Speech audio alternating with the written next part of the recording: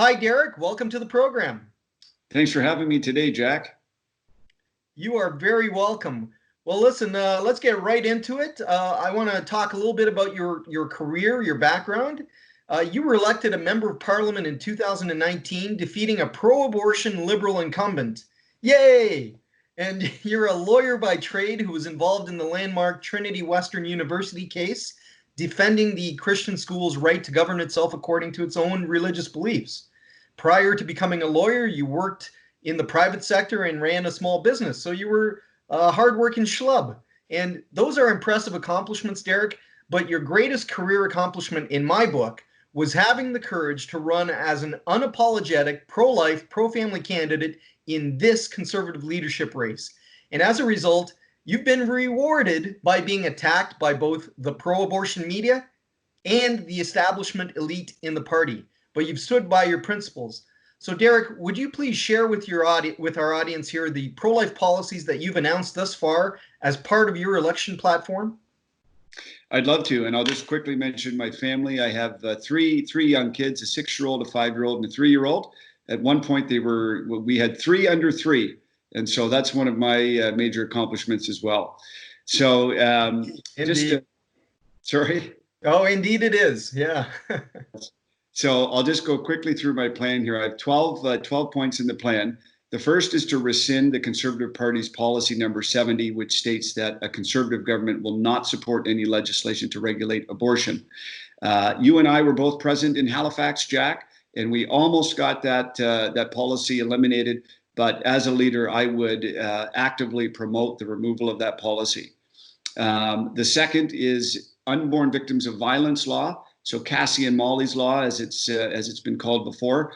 Pregnant women and their unborn children are often the victims of violence or homicide, and yet there is no justice or consideration for the unborn baby.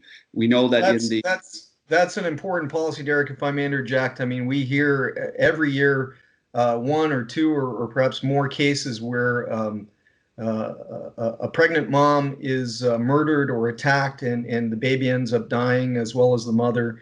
And there's no justice for the second life that was taken against the desires of the mother. So that's a great policy. Yeah, thank you very much. The third is ending foreign aid funding of abortion and of pro-abortion special interest groups. So that includes funding abortion overseas and also funding groups here at home that initiate pro-abortion lawsuits and try and shut down free speech, things like that. The fourth is to implement a Born Alive Infant Protection Act. So any baby born alive, even as the result of a botched abortion, must be given all necessary care to maintain life, including neonatal intensive care. That's a great policy. Again, Derek, if I can just interject, that's a great policy. There have been reports from Statistics Canada, from the government of Quebec, published in journals, proving that babies are surviving abortions and either being left to die or being killed in our Canadian abortuaries and hospitals. So this is a legislation that would be much needed from a Prime Minister Sloan. Absolutely. Yeah, thank you. The next is a partial birth abortion ban. So this is something that is banned in many countries. It's obviously a terribly barbaric practice, and it should be banned in Canada as well. The next plank is adoption expense tax credit and adoptive parental leave. So I want to raise the adoption expense tax credit to $22,000, and I want to provide 15 weeks of maternity leave for a family that adopts a new child. And I think that's something that would encourage adoption, which is a positive. Yeah. The next is free expression and free speech for pro-life individuals. So I would be sure to lift bubble zones that surround abortion clinics that prevent people from being able to protest there, and make sure that pro-life clubs and university campuses are allowed to operate without hindrance. And provinces that don't ensure this type of free expression will have equalization payments clawed back. And again, Derek, that's a much needed policy. We are seeing, anti-pipeline, anti-oil industry protesters get away almost with murder. I mean, they're literally destroying private property, committing violence, breaking the law. and the police stand by. They're not arrested. Nothing happens. Trudeau doesn't speak out against them. The provincial, even conservative governments let them do it. But when a grandma prays quietly on a public sidewalk outside an abortion facility without even saying a word, maybe if she's a Catholic grandma praying her rosary silently, she'll be arrested and could go to jail for that. That's wrong. That's wrong. So we definitely need that. Thank you so much. Yes, a major infraction on free speech, no question. The next plank I have here is ultrasound prior to abortion. So many women complain that information is withheld prior to undergoing an abortion. And in an effort to ensure equality, I would encourage provinces to pass legislation requiring disclosure and requiring an ultrasound provided and shown to the mother prior to an abortion. Wonderful. The next is freedom of conscience for healthcare workers. So no doctor, health practitioner, or any health facility shall be compelled to perform or refer for medical assistance in dying or abortion. And provinces that do not ensure freedom of conscience is respected will see their equalization payments clawed back. Great, great. The next plank here, when it comes to euthanasia and MAID, I want to extend the official review of euthanasia and MAID legislation to ensure the strongest safeguards for the most vulnerable. When it comes to palliative care, we know that many people seeking palliative care don't get it. And adequate access to palliative care reduces the requests for euthanasia. So, and some feel pushed into euthanasia because of a lack of this. I know that Justin Trudeau has promised several times to increase funding.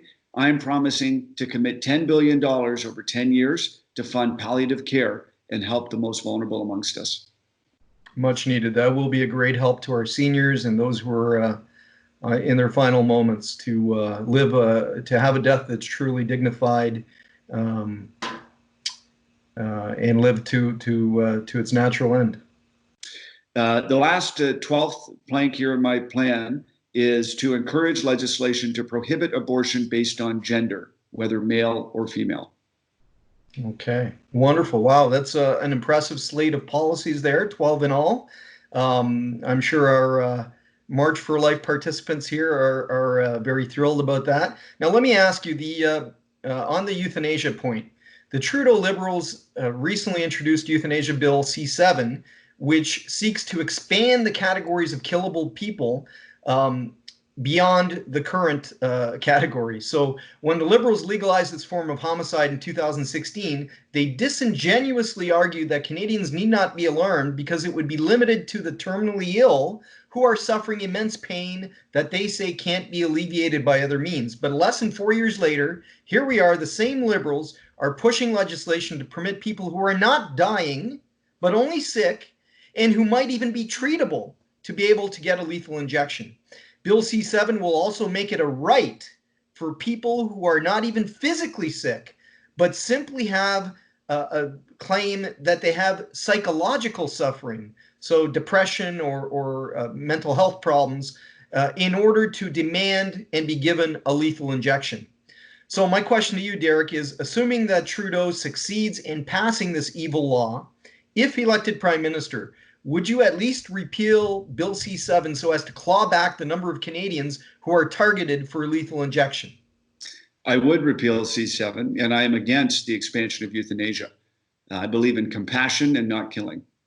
Oh, wonderful. Thank you, Derek. And listen, we're almost at an end to our time here. Before we close, would you like to say anything, any words of encouragement to the tens of thousands of pro-life Canadians participating in this year's virtual National March for Life?